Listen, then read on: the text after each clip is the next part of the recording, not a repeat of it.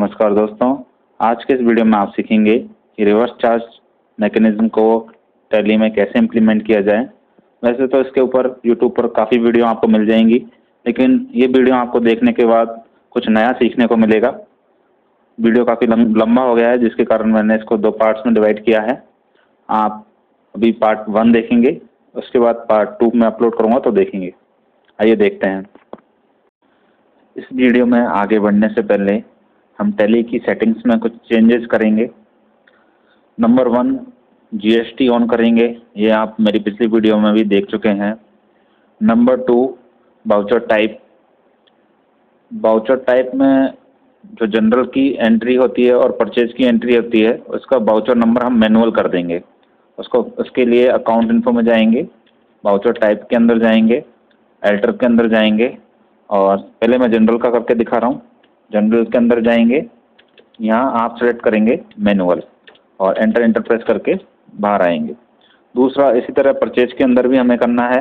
Purchase खोलेंगे, यहाँ automatic को मैनुअल करना है। उसके बाद तीसरी जो हम सेटिंग करेंगे वो परचेज वाउचर के अंदर जाकर के करेंगे। अकाउंट वाउचर्स में ये, उसके बाद F9 प्रेस करके परचेज खोल लीजिए। यहाँ आप F12 प्रेस करेंगे। F12 प्रेस करने के बाद आप देखेंगे use common ledger account for item allocation, इस ऑप्शन को नो करेंगे। उसके बाद एक बार F12 और दबाएंगे और यहाँ आप देखेंगे allow expenses fixed asset for accounting allocation, इस ऑप्शन को आपको यस करना है। इससे बाहर आ जाएंगे।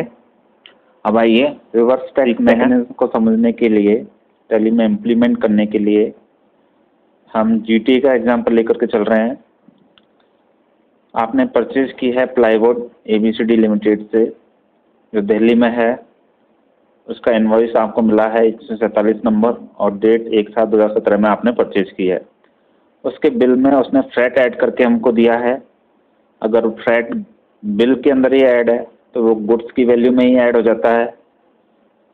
फ्रैट यहाँ 15,000 रुपये लगा है और गुड्स की वैल्यू 1,00,000 रुपये है, और जिसके ऊपर 32,200 जीएसटी चार्ज किया गया है।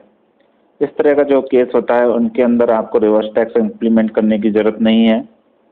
इसकी एंट्री टैली में कैसे करेंगे वो देखेंगे।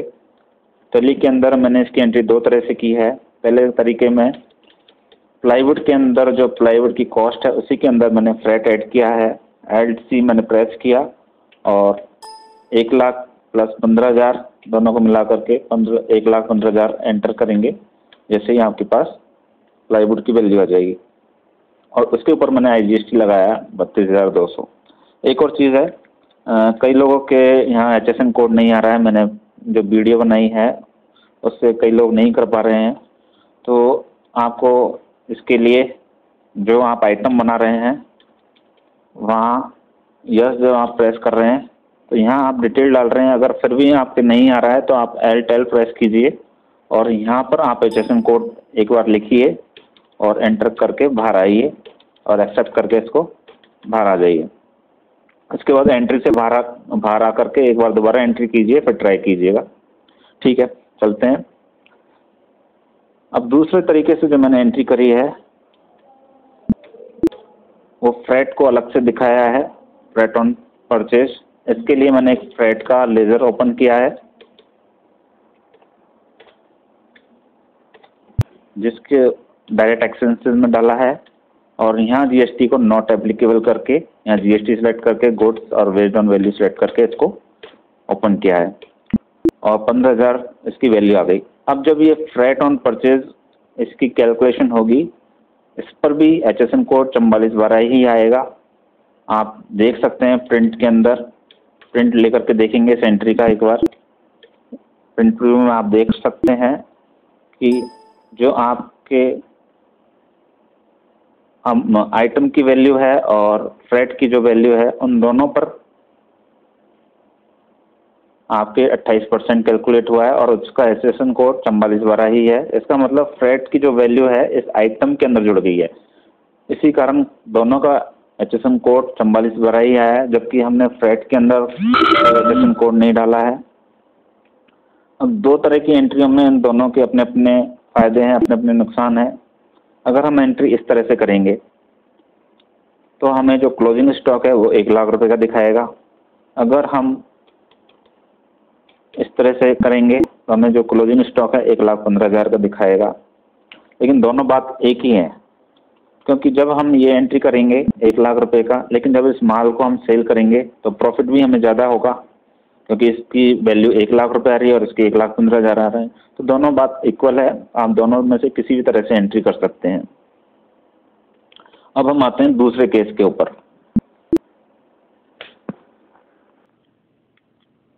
सेकंड केस के अंदर ABCD लिमिटेड ने इनवॉइस के ऊपर फ्रेट नहीं लगाया है। ABCD को हमने कहा कि आप कोई GTA एजेंसी के थ्रू माल भेज दीजिए, पेमेंट हम डायरेक्ट कर देंगे उसको। तो उसने एक GTA agency XYZ road lines हमारे लिए अरेंज कर दी। GST के अंदर इस केस को हैंडल करने के लिए हमें रिवर्स टैक्स को टैली के अंदर इम्प्लीमेंट करना पड़ेगा। सबसे पहले तो ये देखते हैं रिवर्स टैक्स है क्या चीज़। सर्विस प्रोवाइडर जो हमें सर्विस देता है और सर्विस रिसीवर जो सर्विस लेता है, इस केस में हम सर्विस रिसीवर हैं और जो GTA जिसने बिल बनाया है वो सर्विस प्रोवाइडर है। जब वो सर्विस प्रोवाइड करेगा तो हम उसकी एंट्री जनरल में या परचेज वाउचर के अंदर करेंगे, और जैसे ही हमारे पास उसका बिल रिसीव होगा तो हमारी लायबिलिटी बन जाएगी गवर्नमेंट को टैक्स पे करने की। जो हमारा बिल है, जो बिल रिसीव हुआ है सर्विस प्रोवाइडर से, उस पर आपको गवर्नमेंट को टैक्स पे करना होगा। इसी को हम रिवर्स टैक्स बोलते हैं। और जब हम सर्विस रिसीव करेंगे तो उसको पेमेंट भी करेंगे सर्विस प्रोवाइडर को। आप पेमेंट चाहे कैश से करें चाहे चेक से करें। तो कहने का मतलब है कि अभी हमें जो एंट्रियां करनी है वो डबल करनी है। एक तो ड्यू एंट्री करनी है, इसकी बिल की एंट्री करनी है, और एक जो पेमेंट करेंगे उसकी एंट्री करनी है। पहले हम क्या करते थे, केवल एक ही एंट्री करते थे पेमेंट की, खर्चे को डेबिट किया और कैश को या फिर चेक को क्रेडिट किया। लेकिन अभी हमें 2 एंट्रियां करनी है, पहले हम ड्यू एंट्री करेंगे उसके बाद पेमेंट करेंगे। अब रिवर्स टैक्स के ऊपर आते हैं। रिवर्स टैक्स में आपके पास 3 केस हो सकते हैं।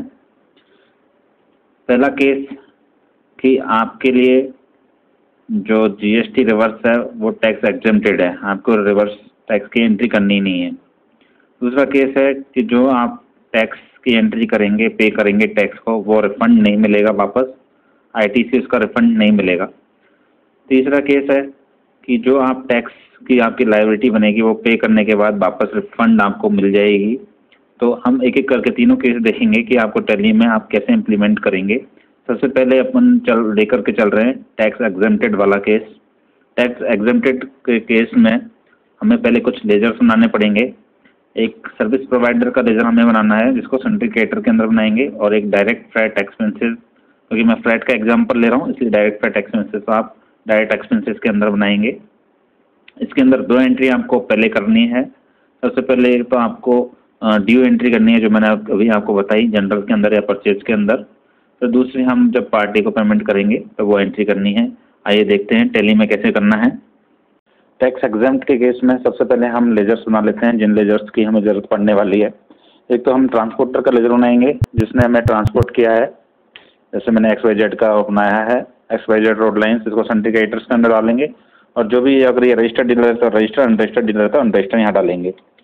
उसके बाद हम एक दूसरा लेजर बनाएंगे डायरेक्ट फ्लैट एक्सपेंसेस का।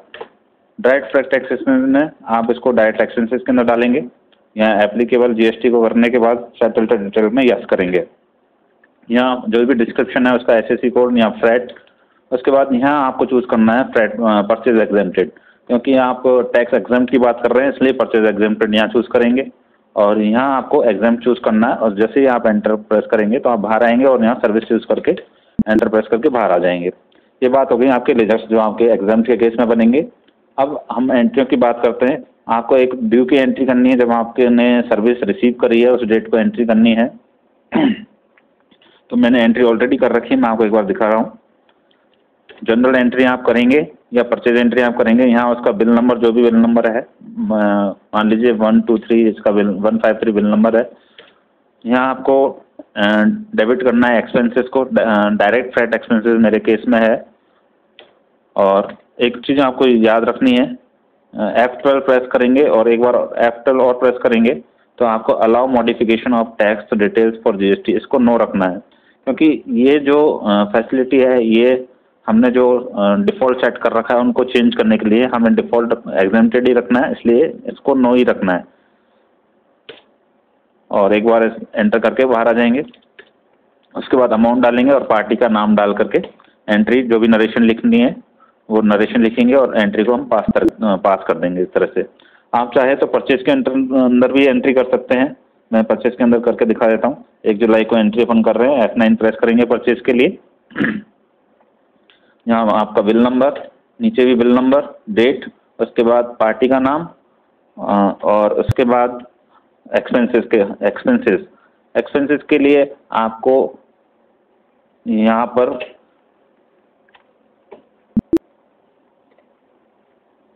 आइटम इनवॉइस आपके सामने दिखना चाहिए। अगर आइटम इनवॉइस यहाँ नहीं दिख रहा है तो एक बार क्लिक कर दीजिए तो आइटम इनवॉइस आपको दिखेगा।